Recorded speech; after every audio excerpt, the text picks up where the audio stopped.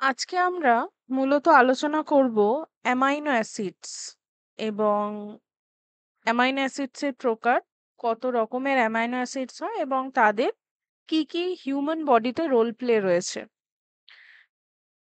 আজকের ক্লাসে সবাইকে স্বাগত জানাই এবং আশা করি সবার প্রিপারেশন খুবই ভালো চলছে।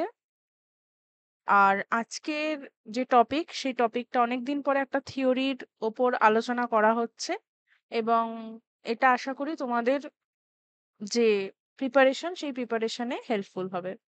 তাহলে অ্যামাইনো অ্যাসিডস কি? Amino acids are the organic compounds that combine to form proteins. অর্থাৎ অ্যামাইনো অ্যাসিডস গুলি একসাথে জোটবদ্ধ হয়ে কি তৈরি করে? প্রোটিন তৈরি করে। Hence they are refer to as the building components of protein. তাই অ্যামিনো অ্যাসিডকে বা অ্যামাইনো অ্যাসিডকে কি বলা হয়? বলা হয় বিল্ডিং ব্লক অফ প্রোটিন, অর্থাৎ প্রোটিনের ভিত্তি স্তর হিসাবে কাজ করে। দিস বায়োমলিকিউলস, জৈব অণু যাদেরকে বলা হয়, involved several biological and chemical function. বিভিন্ন ধরনের জৈবিক এবং রাসায়নিক কাজকর্মের সাথে এরা যুক্ত থাকে এবং বিভিন্ন রকমের যে গুরুত্বপূর্ণ উপাদান রয়েছে যা কিনা আমাদের বৃদ্ধি বিকাশ, আমাদের মানব জীবনের সাথে জড়িত, সেই বৃদ্ধি ও বিকাশেও কিন্তু গুরুত্বপূর্ণ ভূমিকা নিয়ে থাকে।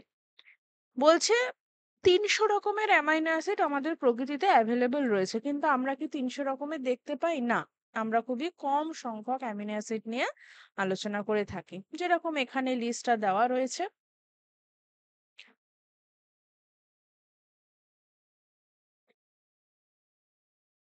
এবার অ্যামাইনো অ্যাসিডস এর মধ্যে কিছু প্রয়োজনীয়, কিছু অপ্রয়োজনীয় অ্যামাইনো অ্যাসিড রয়েছে। আমরা যে ২০টা অ্যামিনো অ্যাসিডস এর কথা শুনে থাকি বা দেখে থাকি বা জেনেছি, our body can easily synthesize a few on its own। মানে এই ২০টার মধ্যেও খুব তৎসামান্য কিছু অ্যামাইনো অ্যাসিডসকে আমাদের যে শরীর রয়েছে সে সিনথেসাইজ করতে পারে, বা আমরা বলতে পারি যে সিনথেসাইজ বলতে গেলে বেসিক্যালি বোঝায় যে কোনো কিছু বিশ্লিষ্ট করতে পারে, বা তার যে ভাঙন প্রক্রিয়া বা তাকে ভেঙে অন্য কোনো কাজে দেওয়ার যে প্রক্রিয়া, সেই কাজে যুক্ত থাকতে পারে।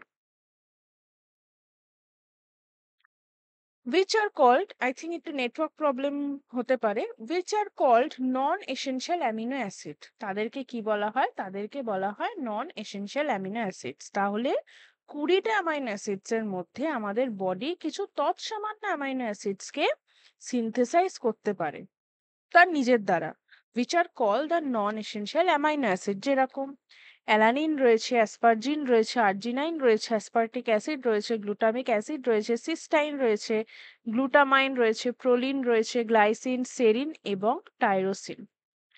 Apart from this, there are other 9 amino acids which are very much essential as they cannot be synthesized by our body। মানে এই যে বিষয়টা, এসেনশিয়াল আর নন এসেনশিয়াল এর দুটো একে অন্যের অপোজিট।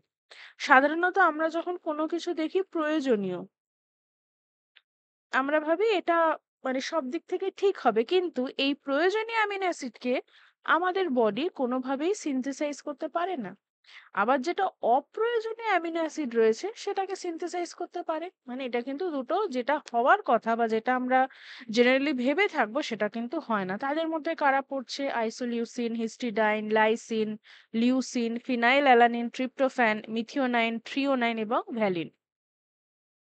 এটা হচ্ছে অ্যামাইনো অ্যাসিডস এর জেনারেল স্ট্রাকচার। এবং এই জেনারেল স্ট্রাকচারের পর আমরা যদি দেখি, বলছে there are 20 natural occurring amino acid and all have common structural feature। কি ফিচার? সেই ফিচারটা যে প্রত্যেকের ক্ষেত্রে একটা অ্যামাইনো গ্রুপ থাকবে যেটাকে বন্ড NH3+ এবং একটা কার্বক্সিলেট গ্রুপ থাকবে বন্ড COO- এবং একটা hydrogen bonded to the same carbon atom.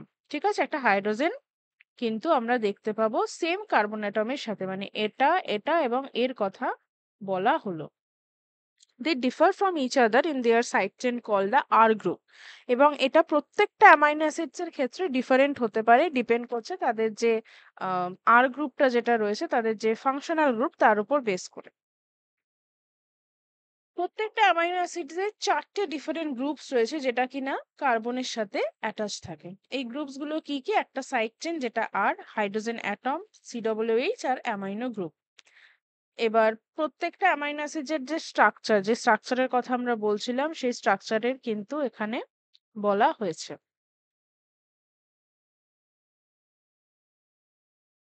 তাহলে কোথা থেকে আমরা অ্যামাইনো অ্যাসিডস পেতে পারি? সোর্সেস কি? Amino acids play an important role in performing several biological and chemical functions in different parts of our body, যেরকম building and repairing the tissues, তার সাথে সাথে উৎসেচকের তৈরি করা তার কাজ, এবং খাদ্যের ডাইজেশন বা পরিপাক, খাদ্যের পরিবহন, মলিকিউলস হিসাবে পরিবহন, এবং আমাদের বডি ক্যান সিনথেসাইজ কিছু অ্যামিনো অ্যাসিড যেটা আমরা দেখলাম। বাকিগুলো কি হয়? বাকিগুলোকে এসেনশিয়াল অ্যামিনো অ্যাসিড বলা হয়, এবং তাদেরকে প্রোটিন সমৃদ্ধ যে খাবার রয়েছে সেই খাবারের মাধ্যমে থ্রু ডায়েটের মাধ্যমে বডিতে সাপ্লাই দিতে হয়। Amino acids include plant based product যেরকম ব্রোকলি রয়েছে, বিনস রয়েছে, beetroots, pumpkin, cabbage, nuts, dry fruits, chia seed, oats, peas ইত্যাদি জিনিসগুলো কিন্তু এর উৎস। ফলের মধ্যে অনেক এরকম রয়েছে যেগুলো অ্যামাইনো অ্যাসিড সমৃদ্ধ। তাহলে ফাংশন কি অ্যামিনো অ্যাসিডের বা অ্যামাইনো অ্যাসিডসের? প্রথমত, যেটা ফিনাইল অ্যালানিন রয়েছে সেটা কি করে? আমাদের যে নার্ভাস সিস্টেম রয়েছে এবং সেই নার্ভাস সিস্টেমকে প্রপারলি ফাংশনিং এ সাহায্য করে। মেমোরি পাওয়ার যেটা রয়েছে সেটাকে বুস্ট আপ করে, সেটাকে বৃদ্ধি করে। ভ্যালিন অ্যামাইনো অ্যাসিড কি করে? এটা আমাদের যে মাসেল গ্রোথ রয়েছে সেই মাসেল গ্রোথে কিন্তু সাহায্য করে থাকে। থ্রিওনাইন কি করে? এটা আবার কি করে? এটা কিন্তু ইমিউন সিস্টেমকে সাহায্য করে থাকে। ট্রিপ্টোফ্যান কি করে? এটা ভিটামিন B3 প্রোডাকশন এবং সেরোটোনিন হরমোনের প্রোডাকশনে সাহায্য করে।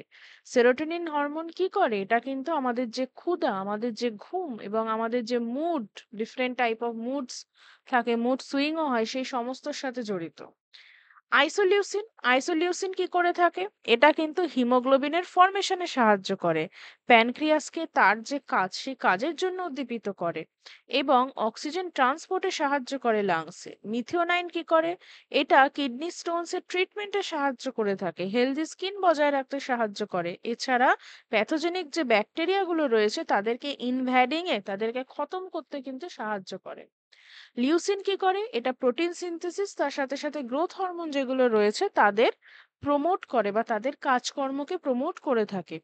লাইসিন কি করে? এটা কিন্তু বিভিন্ন ধরনের যে অ্যান্টিবডিজ রয়েছে তার গঠনে, তার তৈরিতে সাহায্য করে, হরমোনস তৈরিতে সাহায্য করে, উৎসেচক তৈরিতে সাহায্য করে, এবং ক্যালসিয়ামের ফিক্সেশনে সাহায্য করে হাড়ের মধ্যে।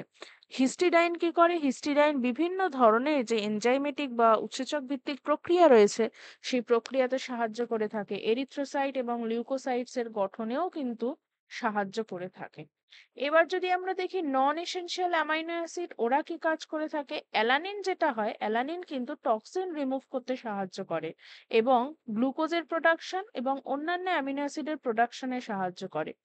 সিস্টিন কি করে? অ্যান্টিঅক্সিডেন্ট হিসাবে কাজ করে এবং বডির রেজিস্ট্যান্স তৈরি করে, কোলাজেন ফর্মেশনে সাহায্য করে, আমাদের টেক্সচার এবং ইলাস্টিসিটি, স্কিনের যে টেক্সচার এবং ইলাস্টিসিটি সেখানেও সাহায্য করে থাকে।